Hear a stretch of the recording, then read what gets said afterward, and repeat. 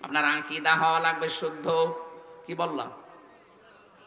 এইটা নিয়ে সারা বাংলাদেশে গন্ডগোলের শেষ নেই। এক দল আর এক দলকে খালি ফতোয়া দিতে আছে যে ওর আকীদা ঠিক নেই। আরে ভাই, আকীদা ঠিক কোনটা ওইটাই তো আমি বুঝি না। যেই মানুষগুলো এই আকীদা রাখে যে ক্ষমতার উৎস আল্লাহ, আর যারা আকীদা রাখে ক্ষমতার উৎস জনগণ, তাদের বিরুদ্ধে আপনি ফতোয়া দেন না। ফতোয়া দেন এদের বিরুদ্ধে যারা বলে ক্ষমতার উৎসকে। আপনার কোন আকীদা?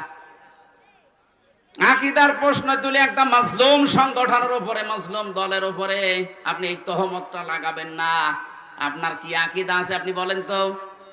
যে মানুষগুলোকে আন্দাজে তহমত দেন যাদের আকীদা ঠিক নেই, আপনি ফাঁসির দড়ি খালি গলার কাছে আপনাকে নিয়ে যাওয়া হবে, আপনার আকীদা সব বের হয়ে যাবে। আপনি বোঝেন আকীদা কি? অথচ যাদের আপনি এই দোষ দিচ্ছেন তারা তো ফাঁসির দড়ি অলরেডি গলায় নিয়ে অনেকজন বিদায় অলরেডি নিয়েছে।